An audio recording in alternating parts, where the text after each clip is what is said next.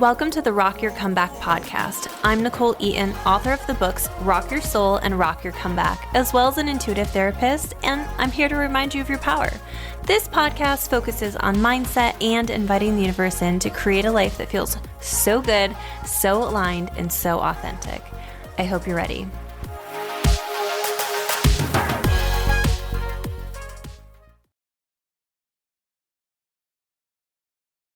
Hey guys, welcome back to another episode of the Rock Your Comeback podcast. I'm your host, Nicole Eaton, and it has been a wild week for me. I just got back from the Quantum Glow Up retreat that I hosted with Christy Forsyth in Orlando, Florida this past weekend.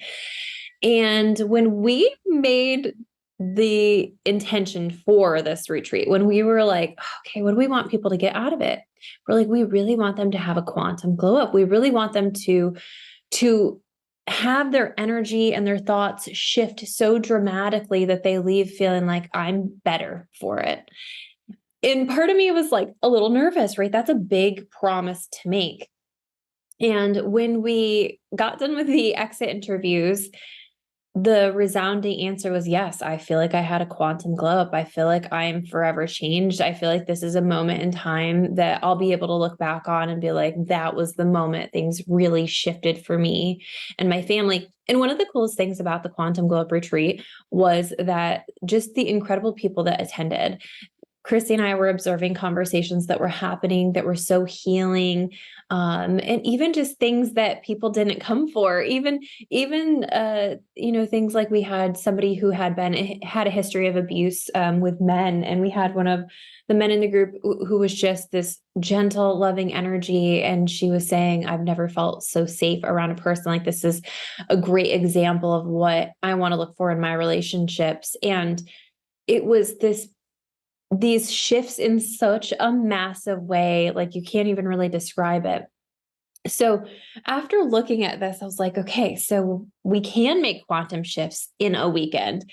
That means that all the things that you're wanting to change within your life can happen quickly. And I think that's the thing about healing that gets so messy, is that we begin the process of believing that healing has to be slow and long and arduous. And we have to go back and we have to revisit the past, and we have to go back and we have to do all of these things in this particular order. And it has to take years and years. And the reality is that, yeah, it can shift for you quickly. It can shift for you dramatically. It can shift for you in a way that may feel a little bit overnight. So I put together 5 things from this retreat that I think help in the process of shifting. So these are things, if you are aware in your own life, that will help you make your own quantum shift until we host the next retreat. So the next retreat hopefully will be in October. So if you're interested in that, I would get on a list, because I'm pretty confident that will sell out as quickly as the first one did. So if you are interested in making a quantum shift, and let's just break that down for a moment. Let's break down what a quantum shift is. It's really like, when you break it down, it's just a change. A quantum glow up is a change, but it's a change not in necessarily the way you look. It's a change in your confidence within yourself. It's a change in your worthiness. And confidence and worthiness are 2 whole separate things. You can be very confident in your job. You can be very driven. You can be very goal oriented. You can walk in a room and command it, and you can still let people treat you like shit in the spare time. So you can have 2 different elements of of confidence and worthiness that kind of show themselves, right? This quantum shift really is the ability to know you're worthy of good things, that you deserve good things, and that you are capable of making that happen for yourself. It's being able to shift your mindset, your energy, to really release the past and step into the future. So number 1, when we're making a quantum shift or a quantum leap, we have to learn about the brain and energy. One of the things we did day 1 was we set intentions. We set intentions because we believe intentions are a powerful way for not only directing the way our brain filters and our perception, but also the energy. I mean, it feels really good to say, you know what, this is what I want for myself. It feels really bad to say, this is what I'll never have for myself. Intention matters. in learning about the brain and energy matters, I'm actually like revisiting an old book that I read once upon a time called The Body Keeps the Score. And it's just a really incredible book. But when we start to learn about how our brain works and why it matters, what we think matters, and how energy works and how we can manage our energy, those two things alone are massive. And then they merge together for manifesting, which obviously I'm manifestation's biggest hype girl, but we can learn about the brain and learn about energy. I think the only caution I'll throw out there is that sometimes people can get very stuck in intellectualizing. They can get very stuck in being like, well, I am this way because this happened, because I have this, mother wound, or because like people can get very stuck in intellectualizing their problems without taking action. Or I know I need to do this, or I know, and that was actually somebody who came to the retreat. They're like, I know I need to do these things. I'm very well versed on these things. Why am I not doing them? And partly, because we have to do some other work other than knowing. Knowing is like a little piece of this bigger picture. And from knowing, we can do a lot of things, right? So the second thing we would need to do is we would need to create space and time to do the work, to self-reflect, to check in. We can know all of these things and get so automated in our daily life that we're in survival mode. We're going through the motions. Everything's kind of automatic. It can get kind of overwhelming that we find ourselves reacting. We find ourselves just going through the motions. Or in some cases, we find ourselves dissociating. And dissociating sounds really scary, but it's really what we do when we're trying to escape. And my question would be is like, how much time do you spend thinking about what you desire and actively doing what you desire? And how much time do you spend doom scrolling? How much time do you spend lost in a book or texting with somebody else complaining about your lives? Like, how much do you spend where do you spend your time? And what does that look like for you? Because in order to actually do the work, we have to create time to check in with ourselves and say, what do I need today? What do I want for today? How do I want to show up in my day? I believe that intention is, if you do nothing else, intention is a great gateway drug to actually changing your life. That we can start to know that, oh, the intentions I hold throughout the day for myself matter. That maybe today I'm not ready to feel better, but I'm ready to feel a little bit better. I'm open and willing to feel a little bit better in my body, to maybe my life isn't perfect or great, but maybe it can feel a little bit better every day. That's a powerful intention. Could you imagine? In The Body Keeps the Score, he was talking about the way people get better and the way people don't get better. And the way people don't get better is when they believe that their condition and their feelings are forever, when they're inescapable, when they're never going to go away. This is just what it's going to be from here on out. And so when we can come back in and say, okay, even just for today, and I talk a lot about this in Rock Your Comeback, my book, even if just for today, I can focus on what I want for today and how I want to move through today and what I'm up for today. And that might look like what I'm up for might look like completely different than what I'm up for tomorrow. Maybe I don't have the energy. Maybe I don't have the focus. Maybe I need to just buckle down on that self-care today and go to bed a little early so I can wake up in a different energy. So creating space and time to do the work, not only to self-reflect and ask those harder questions and get to the root of it, but to check in with yourself on what you need, what your intentions are for the day. And the other piece of that is, and this is number 3, you cannot do any of this if you're not present in your life. I use the phrase a lot, keep your head where your feet are. And the way we can tell if we're actually in our body or not is if we're aware of our physical senses. This is basic psychology, that if you can come back to what am I seeing, feeling, hearing, touching, tasting, you're in your body. If you can think, oh, where's my butt on the seat right now that I'm sitting in? You're in your body.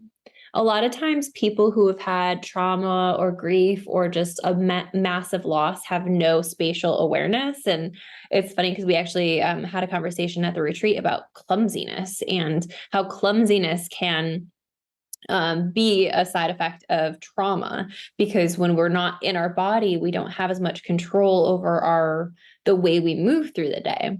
So getting in your body, and yoga is a great practice for that. If you don't do yoga, you can do it for free for like 10 minutes at a time with Yoga with Adriene is my favorite YouTuber who does yoga. I know there's millions, so pick and choose who feels right to you. But getting in your body is a really great way to get out of your head and get present in your life. It's going to translate if that practice of this is what it feels like to be in my body.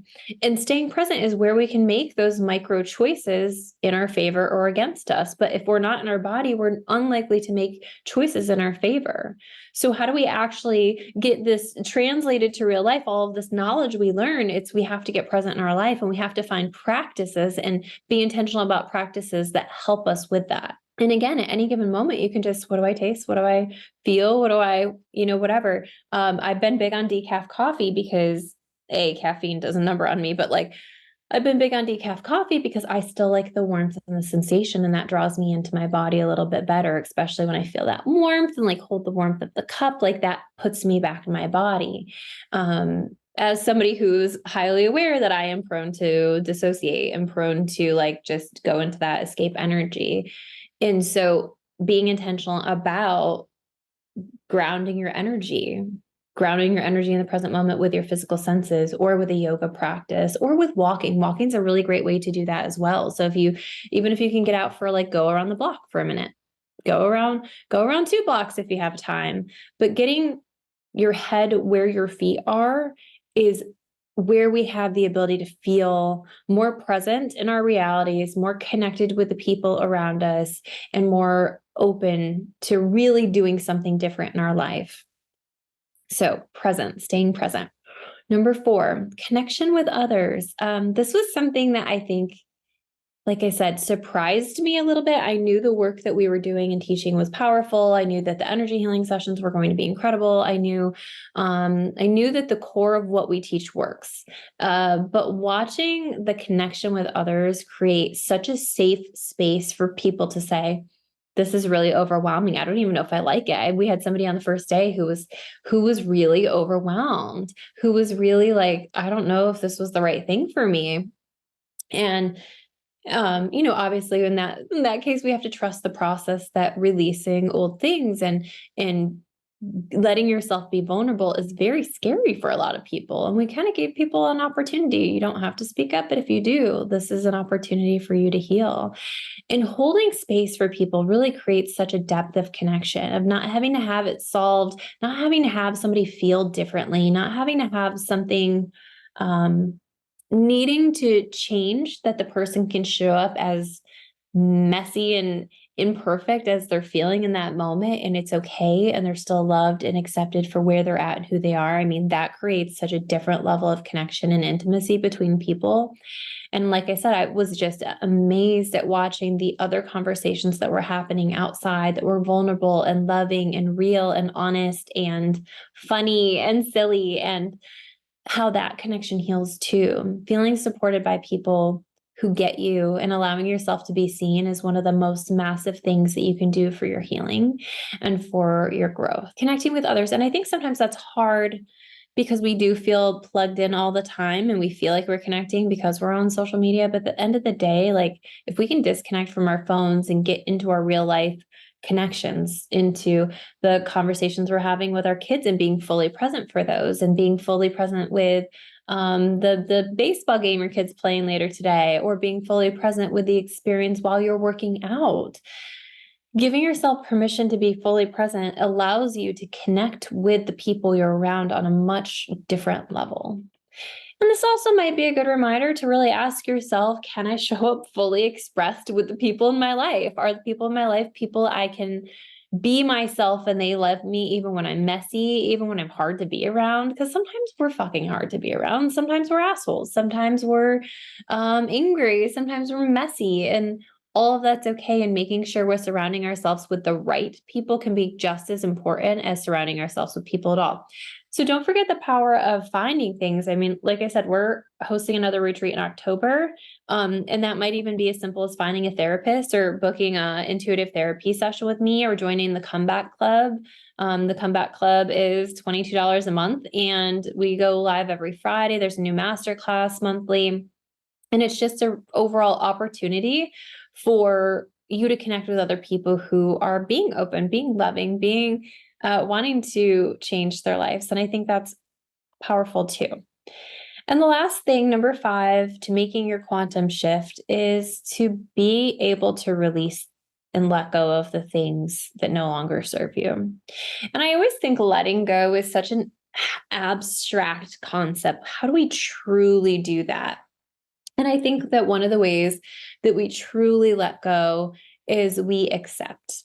I think acceptance is like the key to letting go. I don't know why this happened. I don't like that it has. I don't have to like that it has, but it has. Accepting your reality is a whole different level of healing, even if you hate it, even if you're not thrilled, because then you have a jumping off point of, I don't know why this happened, but I accept that it has. I don't know what to do next, but I accept that it has.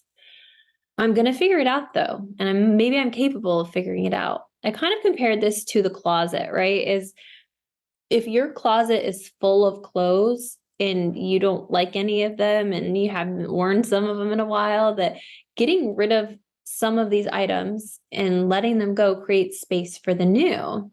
And so when we're full of old emotions or old stories or old people from the past or situations from the past that just kind of hold us hostage, it puts us usually out of our present, right? When we're like hung up on something that's happened, it pulls us out of our present, which like immediately decreases our power. When you're not in the present moment, you don't have power. And a lot of times we try to use anxiety and worry about the future to control the outcome of the future, but you still don't have power. You're just making yourself miserable in the process. So releasing old things comes with being willing to accept and being willing to look at how things have impacted you. What is there to forgive? What is there to release? And maybe you're not sure. And maybe that forgiveness is yourself for thinking it was something different, for making choices that weren't your favorite, for acting out of character. We had somebody at the retreat who was like, I hated the way I ended something. I hated it. I wasn't impressed with myself. But sometimes we just need to offer forgiveness to ourselves, that we always are doing the best we can do with the information we have, with the emotional chaos or turmoil we're experiencing. We don't have to get it right and we don't have to get it perfect, but we do have to be willing to accept reality so we can build from there. And that's how we start the process of really moving on and finding new things to focus on. Because could you imagine if you took your focus and your attention into the present moment and created deeper connections with the people who you're around? Could you imagine, instead of focusing on the past or worrying about the future, if you were in the present moment thinking about, how do I make this moment most fun? We can bring our bodies back into the moment, and that's where we create massive change. We guide our day with our intentions, and then we bring our body into the moment so that we can do something different.